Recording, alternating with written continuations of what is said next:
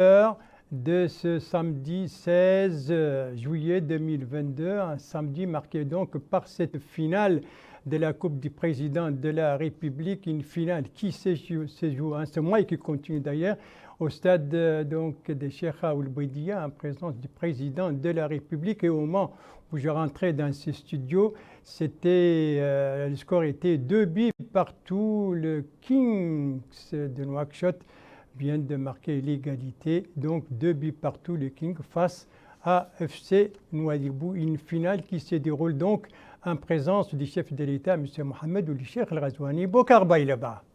Ambiance et solennité au stade Cheikh Ould Bouidia à Nouakchott. Et pour cause, c'est la finale de la Coupe du Président de la République 2022. Une finale qui oppose le FC Nouadhibou à Nouakchott Kings. Et c'est le président de la République, M. Mohamed Ould Cheikh El Ghazouani, qui a supervisé la finale en présence du Premier ministre, M. Mohamed Ould Bilal Messoud, des membres du gouvernement ainsi que d'autres autorités. Avant de valider son ticket pour cette finale, le club fagnon de notre capitale économique FC Nouadhibou avait battu l'AS Armée. Son adversaire, Nouakchott Kings, avait écarté l'AS Tigjigja.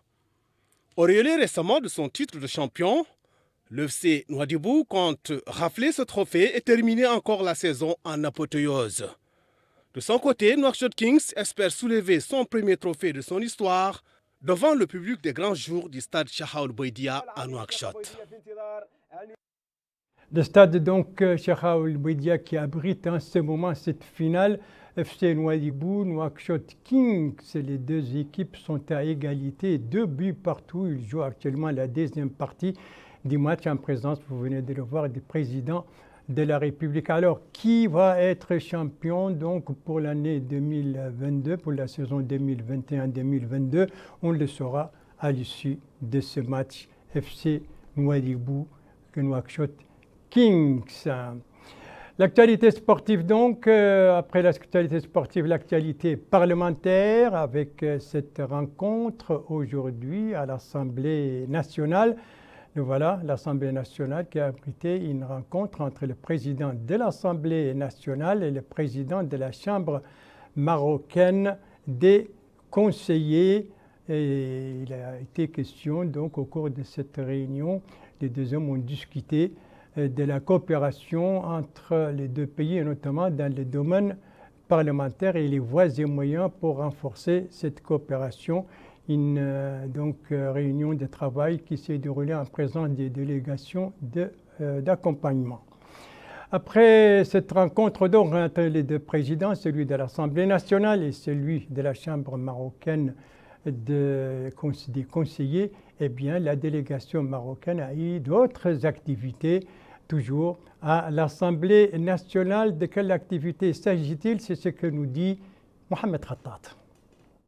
Au deuxième jour de la visite de travail qu'il entreprend dans notre pays, le président de la Chambre des conseillers du Royaume du Maroc, M. Naam Yara, s'est rendu en compagnie du président de l'Assemblée nationale, M. Cheikh Ould Bouidia, à la chaîne de télévision parlementaire, El Barlamania, où il a écouté un exposé détaillé sur la grille des programmes de la chaîne présenté par son directeur, M. Sidi Ould Namin. Ici, la délégation a pris connaissance de certaines missions de la chaîne de télévision El Barlamania qui sont de couvrir les discussions et débats au sein de l'Assemblée nationale, de consolider le principe de séparation des pouvoirs et ancrer la démocratie, mais également d'éclairer l'opinion publique sur les débats parlementaires relatifs aux questions nationales. La délégation marocaine a ensuite visité les différents studios, services et équipements de la chaîne qui assurent la couverture et le suivi des activités parlementaires sous l'hémicycle. Il est à noter qu'en marge de cette visite, le premier vice-président de l'Assemblée nationale, M. Hamdi Ould Hammadi, a présidé une réunion du groupe parlementaire d'amitié mauritano-marocain, présidé par la députée Zainabou Ment Taqi, discutant des voies et moyens de renforcer et de développer la coopération entre les deux structures dans les domaines relatifs au travail parlementaire.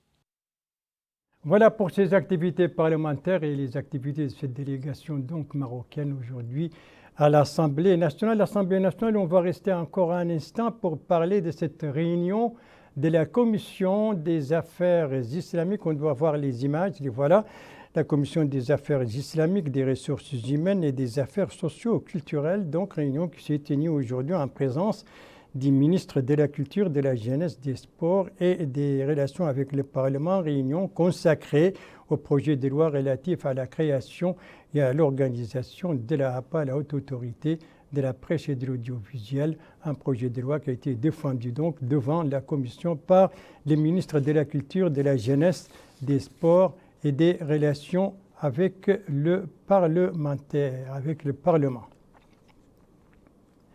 Voilà pour l'actualité parlementaire. À présent, la page médicale de ce journal relative à une visite, mais aussi aux opérations de vaccination et à l'évolution de la COVID-19. La visite, c'est celle effectuée par le ministre de la Santé dans certaines cliniques privées. Et ça, c'était hier soir. Sur l'objectif de cette visite, des précisions avec Bokar Baïleba. La lutte contre le coronavirus n'est pas seulement du ressort des structures sanitaires publiques. Les cliniques privées, elles aussi, sont mises à contribution.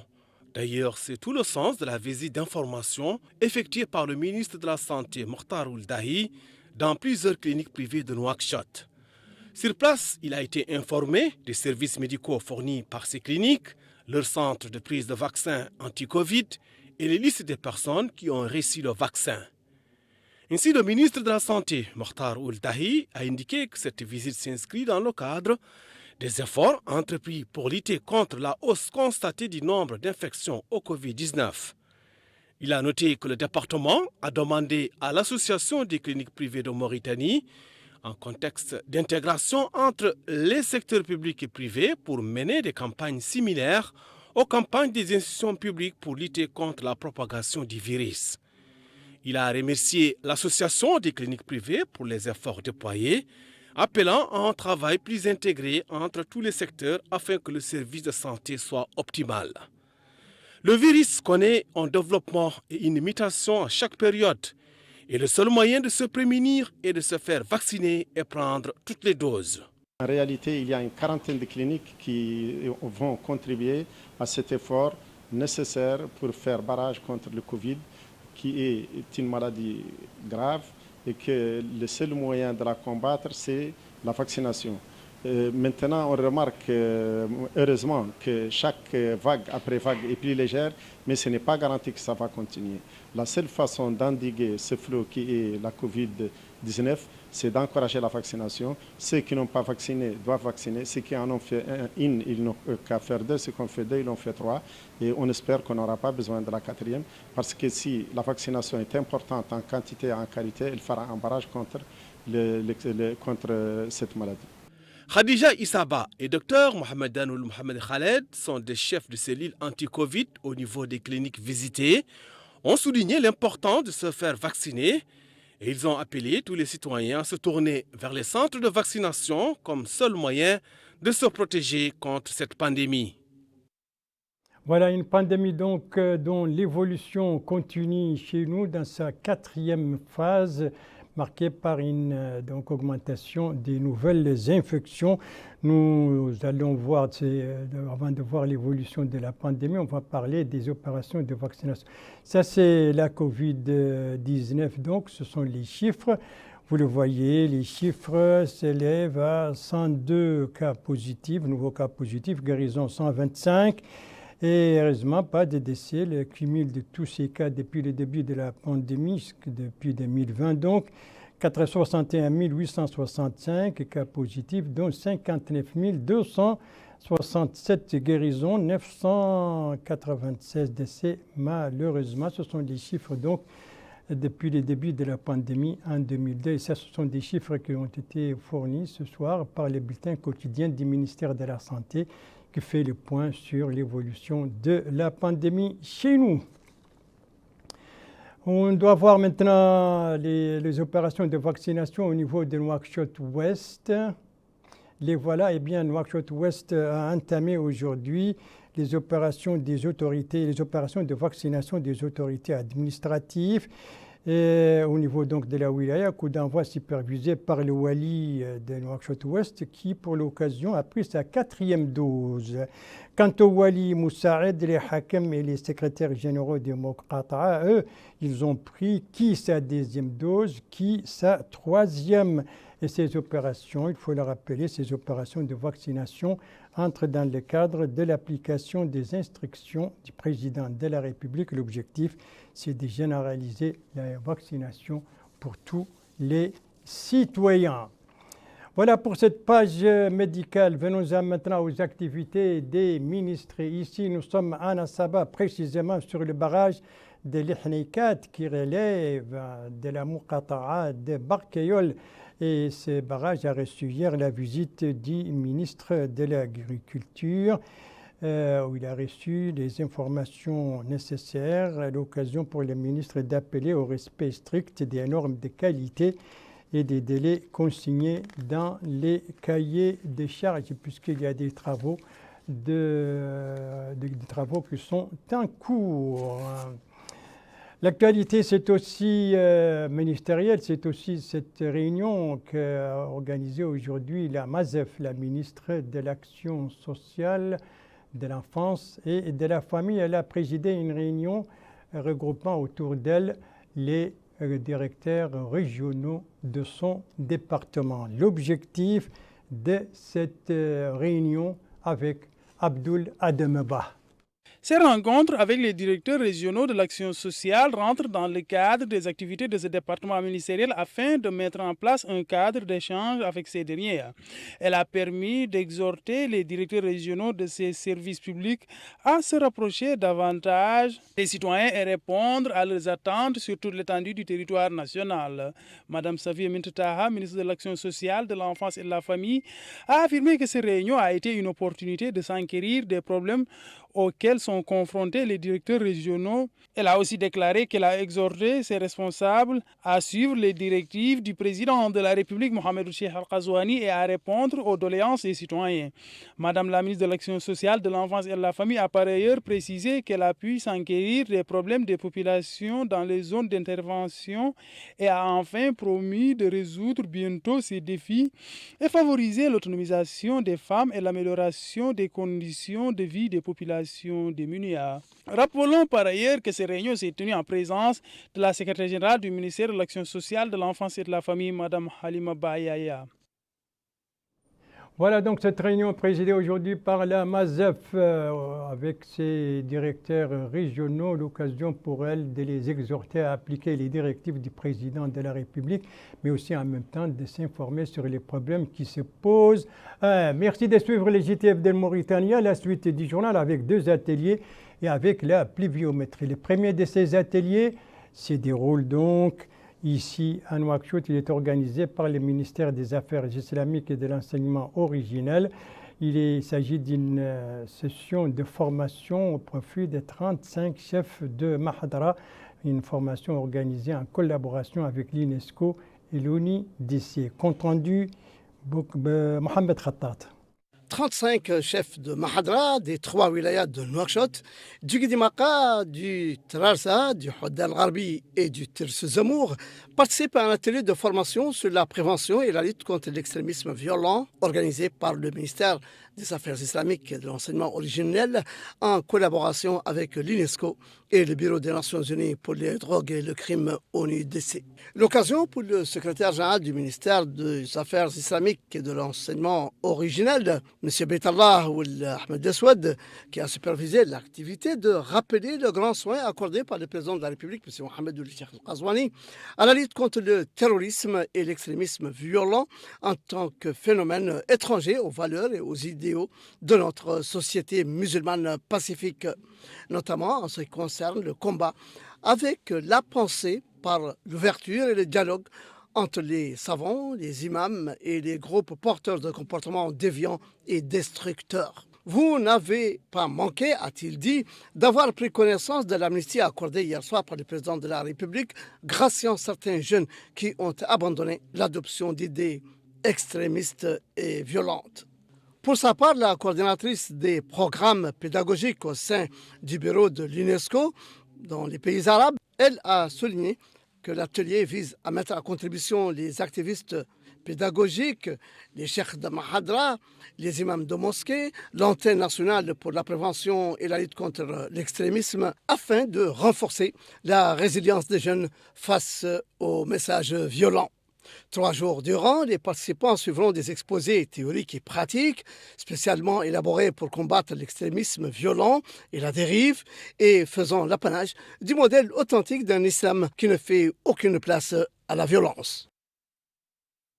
La formation donc sur la prévention de l'extrémisme violent par l'éducation des chefs des Mahadra, c'est l'objectif de cet atelier organisé aujourd'hui par le ministère des Affaires islamiques et de l'enseignement original à l'intention de 35 de ces chefs de Mahadra. Le second atelier, lui, se déroule à Selibabi, la capitale du Guidi Maha, et lui, il est organisé par le ministère des Affaires économiques et de la promotion des secteurs productifs, et il porte notamment sur le développement régional. C'est un compte-rendu de notre correspondant permanent là-bas, Mohamed Ali Saleh, compte-rendu revient en français par Bokar Baïlaba. La stratégie régionale de croissance accélérée et de prospérité partagée SCRAP est une déclinaison régionale de la stratégie de croissance accélérée et de prospérité partagée SCAP élaborée par le gouvernement mauritanien. Au niveau territorial, la SCAP a pour but de favoriser un développement régional intégré et durable à travers l'amélioration des conditions de vie des populations ainsi que leur situation économique, sociale, environnementale, culturelle, mais également la consolidation d'un axe transversal, celui de la gouvernance. Et à l'ouverture des travaux, le secrétaire général du ministère des Affaires économiques et de la promotion des secteurs productifs, Mohamed Mustafa Ould Abdul Jahid, a indiqué dans une allocution prononcée à cette occasion que l'organisation de cet atelier s'inscrit dans la démarche participative adoptée par le gouvernement visant à impliquer toutes les forces vives. Il a ajouté que l'organisation de cette rencontre intervient après l'approbation du deuxième plan opérationnel de la stratégie de croissance accélérée et de prospérité partagée. Il a indiqué que la wilaya du Guidi Maha dispose d'importantes potentialités agricoles et pastorales susceptibles de constituer un véritable levier économique pour le développement si elles sont exploitées à bon escient. Pour le Conseil régional du Guidi Maha, cette rencontre de validation de la SCRAP est le couronnement d'un long processus marqué par d'intenses et diverses activités. En vue de mieux partager le document avant sa validation, le Conseil régional a organisé une rencontre avec les cadres de la région le 29 mai à Nouakchott. Aujourd'hui encore, ce document de référence pour le développement de la région du Guidi Maha pour les prochaines années vous sera présenté en vue de sa validation. En effet, la diaspora représente à tout égard une véritable mine d'or et à ce titre un acteur et un vivier important dont l'apport au processus de développement de la région est indéniablement établi par toutes les études. À son tour, l'adjoint au maire de la commune de Selibabi, Mohamed Mahmoud Matawa, a loué l'organisation de cette rencontre dans la ville de Selibabi, espérant que cette stratégie soit couronnée de succès dans la wilaya du Guidi Maha. Pour rappel, le Guidi Maha dispose de plusieurs avantages concurrentiels et potentialités sous-exploitées. La jeunesse, la dynamique associative, la coopération décentralisée, l'apport de la diaspora, des terres arables, en plus des opportunités offertes à la faveur des politiques de décentralisation et de développement local. Voilà donc pour cet atelier sur la SCRAP qui se déroule donc à Selibabi, la capitale du Guidi Maha. Le Guidi Maha qui n'a pas reçu ces derniers jours, les dernières 24 heures de pluie. En revanche, le Hod des Charqi a été arrosé tout au moins pour certaines de ces localités.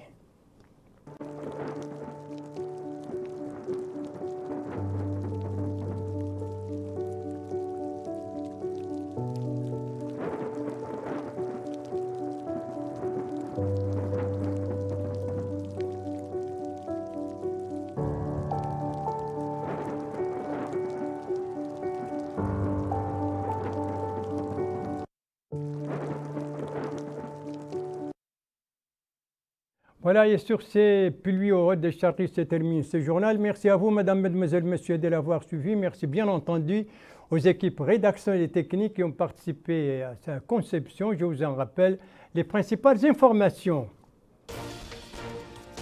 Ici, c'est le stade Cheikh Aould Bouidia avec l'arrivée du président de la République pour assister à cette finale FC Nouadhibou et Nouakchott Kings. Et au moment où j'ai rentré dans ce studio, le score était 2 buts partout. Et ça, c'est la finale donc, qui va clôturer. Ça, c'est la réunion maroco-mauritanienne au niveau de l'Assemblée nationale qui a regroupé le président de l'Assemblée nationale et le président de la Chambre marocaine des conseillers. Ici, c'est le ministre de l'Agriculture lors de sa visite hier sur le barrage de l'Ihnikat.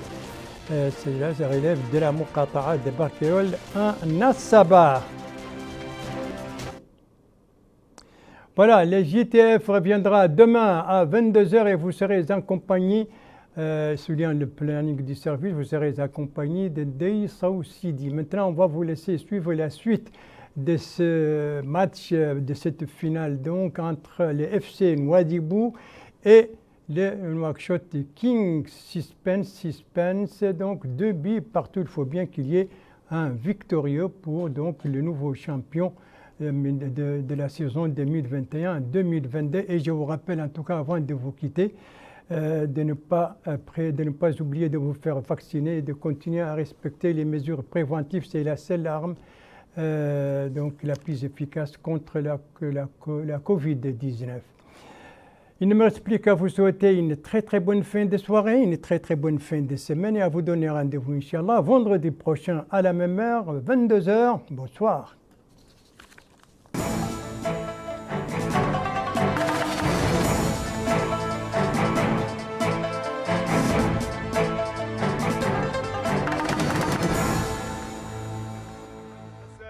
قطعت الكرة من يعقوب كارديدي